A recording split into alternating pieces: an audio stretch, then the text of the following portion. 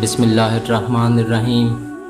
تمام دیکھنے اور سننے والے معزز خواتین و حضرات کو ہماری طرف سے السلام علیکم۔ میں ہوں محمد راحیل اور آپ دیکھ رہے ہیں ہمارا چینل اسلامک ہسٹری۔ محترم خواتین و حضرات، حضرت خواجہ حبیب اجمی رحمۃ اللہ علیہ بڑے جلیل القدر اولیاء میں سے ہوئے ہیں۔ طریقت میں آپ رحمۃ اللہ علیہ حضرت خواجہ حسن بصری رحمۃ اللہ علیہ کے خلیفہ تھے۔ ابتدا میں بہت دولت مند تھے لیکن سود خور تھے۔ ہر روز رقم کا تقاضا کرنے جاتے، جب تک وصول نہ کر لیتے اسے نہ چھوڑتے۔ ایک روز کسی مقروض کے گھر گئے لیکن وہ گھر پر موجود نہ تھا۔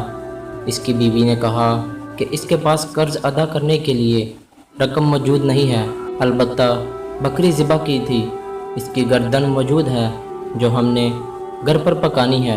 لیکن آپ رحمۃ اللہ علیہ اس عورت سے بکری کا گوشت زبردستی لے آئے اور گھر پہنچ کر بیوی سے کہا کہ یہ سود میں ملی ہے، اسے پکا لو۔ بیوی نے کہا کہ آٹا اور لکڑی بھی ختم ہے، اس کا بھی بندوبست کر دو۔ آپ رحمۃ اللہ علیہ دوسرے قرض داروں کے پاس گئے اور یہ چیزیں بھی سود میں لے آئے۔ جب کھانا تیار ہو گیا تو کسی سوالی نے آواز دی کہ بھوکا ہوں، کچھ کھانے کو دو۔ آپ رحمۃ اللہ علیہ نے اندر ہی سے سائل کو جھڑک دیا، سائل چلا گیا۔ جب آپ رحمۃ اللہ علیہ کی بیوی نے ہانڈی سے سالن نکالنا چاہا تو دیکھا کہ وہ خون ہی خون ہے۔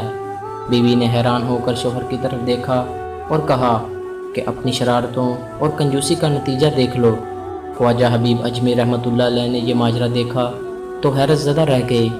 اس واقعہ نے آپ کی زندگی میں انقلاب برپا کر دیا۔ اسی وقت سابقہ بے روی سے توبہ کی۔ ایک روز باہر نکلے، راستے میں کچھ بچے کھیل رہے تھے، انہوں نے خواجہ صاحب کو دیکھ کر چلانا شروع کر دیا، ہٹ جاؤ، حبیب سود خور آ رہا ہے، ہم پر اس کی غرض بھی پڑ گئی تو ہم بھی ایسے ہی ہو جائیں گے۔ یہ سنا تو تڑپ اٹھے، ندامت سے سر جھکا لیا اور کہنے لگے، اے رب، بچوں تک تو نے میرا حال ظاہر فرما دیا۔ خواجہ حسن بصری رحمۃ اللہ علیہ کی خدمت میں حاضر ہو کر توبہ کی، سب قرض داروں کا قرض معاف کر دیا، اپنا سارا مال و اسباب راہ خدا میں دے ڈالا، عبادت و ذکر الہی میں مصروف ہو گئے اور صائم الدہر اور قائم اللیل رہنے لگے۔ کچھ عرصہ بعد ایک دن پھر انہی لڑکوں کے پاس سے گزر ہوا تو انہوں نے آپس میں کہا، خاموش رہو، حبیب العابد جاتے ہیں۔ یہ سن کر آپ رحمۃ اللہ علیہ رونے لگے اور کہا کہ اے اللہ، یہ سب تیری طرف سے ہے۔ جب اس طرح عبادت کرتے ایک مدت گزر گئی تو ایک دن بیوی نے شکایت کی کہ ضرورت کیسے پوری کی جائے۔ آپ رحمۃ اللہ علیہ نے فرمایا کہ اچھا کام پر جاتا ہوں، مزدوری سے جو ملے گا لے آؤں گا۔ چنانچہ آپ رحمۃ اللہ علیہ دن بھر گھر سے باہر رہ کر عبادت کرتے اور شام کو گھر واپس آ جاتے۔ بیوی انہیں خالی ہاتھ دیکھتی تو کہتی کہ یہ کیا معاملہ ہے؟ آپ فرماتے کہ میں کام کر رہا ہوں، جس کا کام کر رہا ہوں وہ بڑا سخی ہے، کہتا ہے وقت آنے پر خود ہی اجرت دے دیا کروں گا، فکر نہ کرو، لہٰذا مجھے اس سے مانگتے ہوئے شرم آتی ہے۔ وہ کہتا ہے ہر 10ویں روز مزدوری دے دیا کروں گا۔ چنانچہ بیوی نے 10 دن صبر کیا۔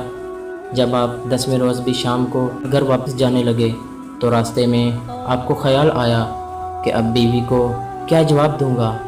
اسی خیال میں گھر پہنچے تو عجیب ماجرا دیکھا، عمدہ کھانے تیار رکھے ہیں۔ بیوی آپ رحمۃ اللہ علیہ کو دیکھتے ہی بول اٹھی، یہ کس نیک بخت کا کام کر رہے ہو جس نے دن رات کی اجرت اس قسم کی بھیجی اور 3000 درہم نقد بھی بھیجے ہیں، اور یہ بھی پیغام بھیجا ہے کہ کام زیادہ محنت سے کرو گے تو اجرت زیادہ دوں گا۔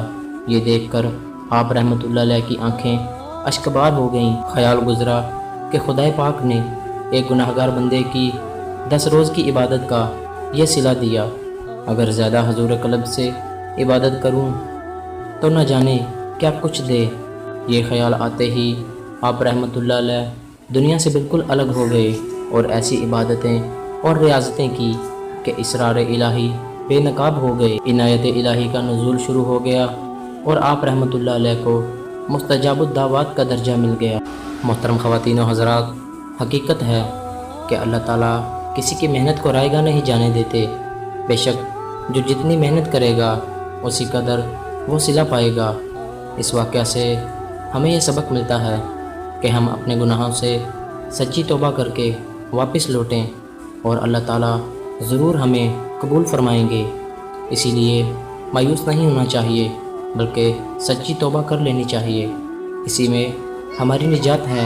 اللہ تعالیٰ ہم سب کو عمل کرنے کی توفیق عطا فرمائے، آمین۔